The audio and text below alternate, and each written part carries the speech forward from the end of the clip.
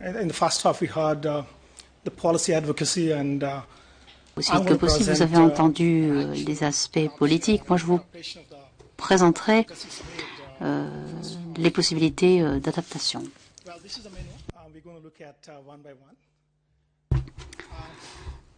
Alors, là, vous avez, disons,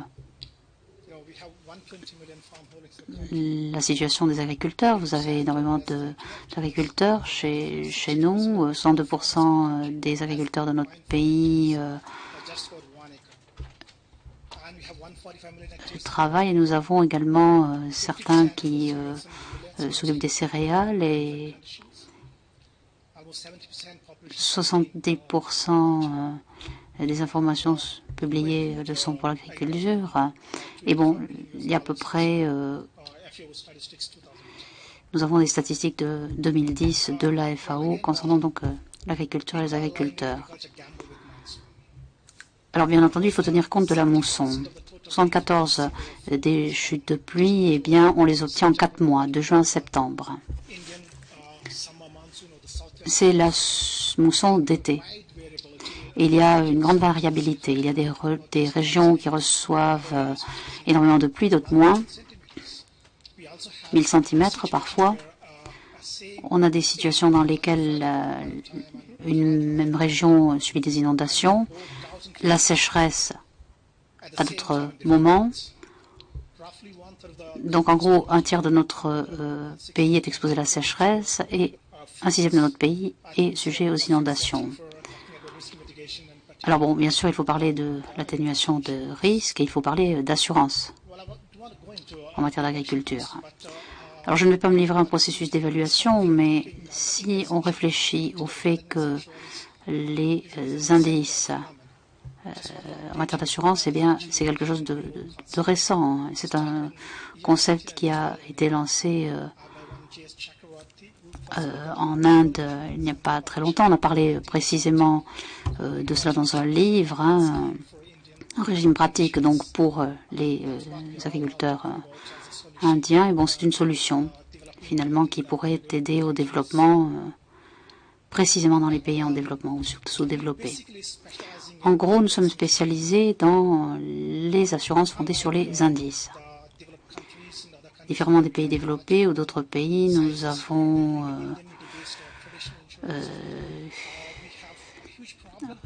un problème pour lancer ce type de programme. Référez-vous aux chiffres. Des millions d'agriculteurs, des petites installations, très peu de données historiques au niveau des exploitations. Et bon, les installations, les propriétés sont loin de tout, ce qui fait que le système d'assurance traditionnel des cultures ne peut pas fonctionner en Inde. Donc on s'est fondé sur une assurance d'indice. C'est un instrument d'atténuation que celui-ci dans l'agriculture. Alors il y a différentes versions.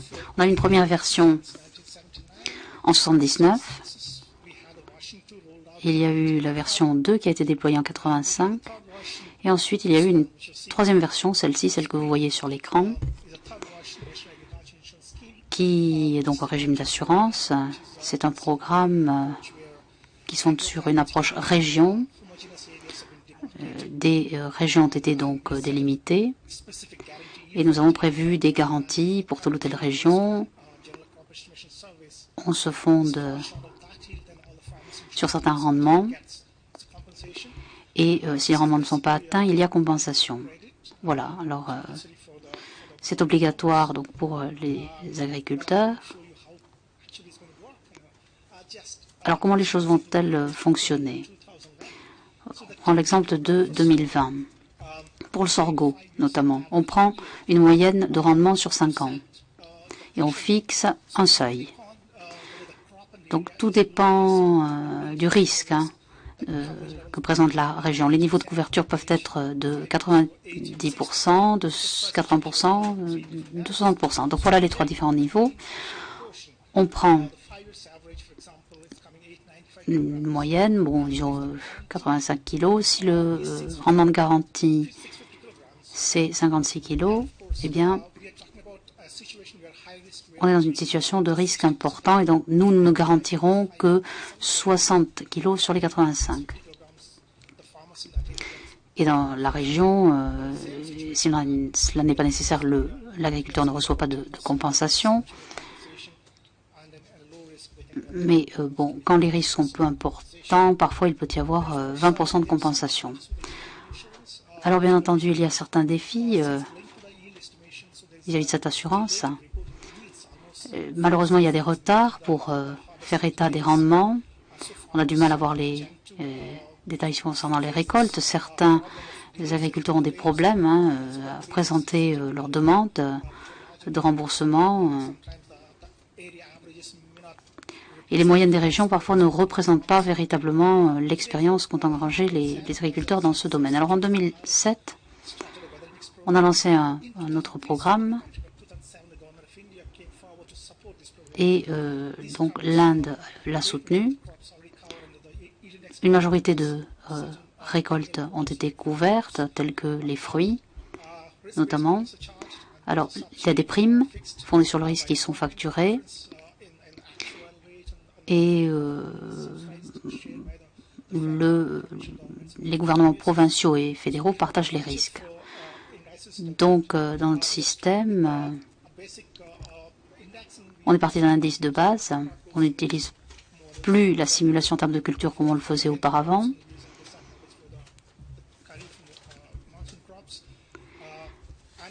Et on essaie de voir si le produit est suffisamment correct. Alors on se livre à des simulations pour voir si c'est la meilleure façon de procéder. Alors voilà. Là vous avez tout ce qui concerne les cacahuètes par exemple. Vous avez différentes parcelles et à chaque fin de phase, on essaie de voir ce qui s'est passé en termes de pluviosité.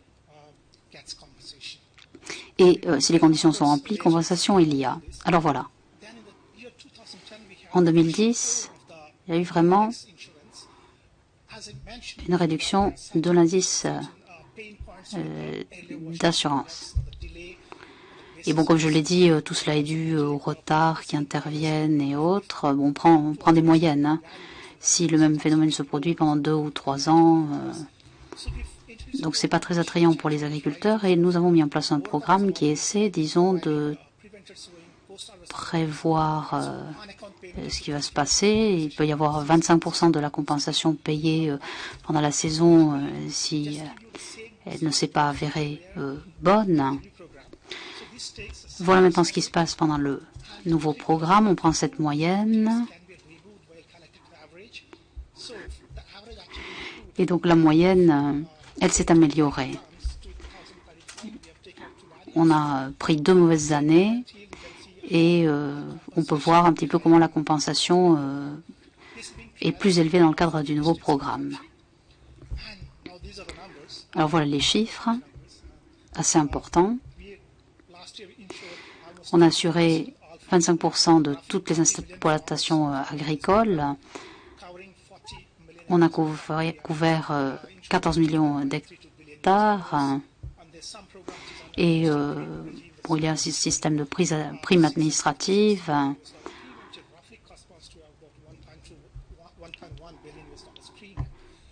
Ce qui a représenté 1,1 milliard en termes de primes. Alors ça fait beaucoup de chiffres. On utilise les nouvelles technologies pour mener tout cela bien. Avant d'en venir au dernier transparent, je voudrais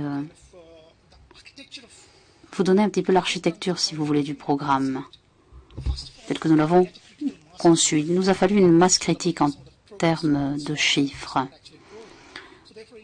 Donc pour l'Inde, on allait relier tout cela au crédit. C'était contraignant pour les exploitants. Bien sûr, il fallait rembourser par après, mais souvent, pour financer la prime, les agriculteurs devaient s'adresser aux assurances. Alors, il y avait un filet de sécurité Les assurances, de toute façon, sont satisfaites, quoi qu'il en soit. Certains frais sont réduits.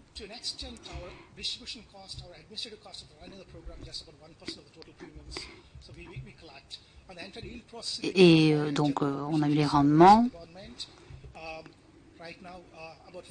À l'heure actuelle, 5 millions de récoltes ont été concernées. C'est le même type de données que l'on peut obtenir côté assurance et que l'on peut transmettre au gouvernement. On essaie de s'assurer qu'il n'y a pas, pour la même assurance, plusieurs récoltes déclarées. On a eu à peu près 60 000 enregistrements. Enfin, on travaille sur une base de 30 000 et notre gouvernement apporte un certain soutien. 2 tiers du programme est financé par le gouvernement. Alors ça semble tout à fait rose, tout cela, tout à fait excellent, mais il y a quand même certains défis auxquels nous sommes confrontés. Il y a les risques, bien entendu. Il y a les questions agri-environnementales. Donc il faut avoir une situation homogène, ce qui est difficile. Vous avez donc, disons, un certain nombre de moyennes, bon, 9 millions, 8 millions, 10 millions, bon, pour atteindre un niveau moyen, si vous voulez. Les questions d'intérêt financier également sont en jeu. C'est un petit peu comme l'assurance vie. Vous avez payé une prime, vous voulez obtenir quelque chose, ce qui ne se produit pas souvent, pas toujours. Donc nous travaillons à la sensibilisation. Il y a d'autres programmes, les subventions des engrais notamment, mais bon, il y a une certaine concurrence vis-à-vis des subventions que l'on peut obtenir. Parfois, certains ont des attentes assez irréalistes. Bon, bien sûr, des programmes très sophistiqués pourraient exister, mais on aurait du mal à les communiquer aux agriculteurs. Il y aurait des problèmes en termes de changement climatique, en termes de processus d'estimation. Également, les solutions que nous envisageons, vous les aurez sur les 2 transparents. Nous avons développé un système de géolocalisation par GPS, qui se fait sous forme de SMS. Les données sont collectées sur les rendements, les estimations sont bien faites, et en même temps, les données sont obtenues en temps réel et elles parviennent à notre serveur. Donc c'est un processus qu'on va lancer, c'est un projet pilote. Le secteur privé a voulu assurer une certaine normalisation. Mais bon, pour l'instant, ce dont il s'agit, c'est de mettre en place une unité de soutien technique qui va étalonner tout cela. Bon, l'agriculteur, lui, n'a pas grand-chose à faire. C'est le gouvernement qui peut justement l'aider à bien comprendre ce programme. On agit également au niveau local. Dans 6 mois, nous aurons notre portail. On pourra l'utiliser pour énormément de services à fournir dans le pays, pour fournir précisément ces services aux agriculteurs. Ils auront la possibilité d'y accéder par le biais du portail.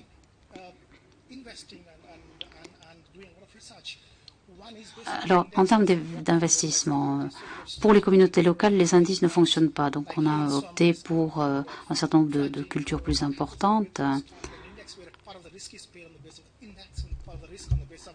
On a fondé une partie du risque sur les indices et une autre partie sur les évaluations. Nous essayons vraiment de trouver le système le meilleur possible. On essaie d'encourager le gouvernement à programmer, disons, quelque chose sur plusieurs produits. Mais bon, les choses ne sont pas claires. Nous voulons fournir des incitants, nous voulons qu'il y ait cette idée de multi-bonus. Quelqu'un qui va acheter un contrat d'assurance sur 6 ans, eh bien, il aura son bonus. Et nous utilisons, disons, des systèmes qui nous permettront vraiment d'atteindre les villages. Et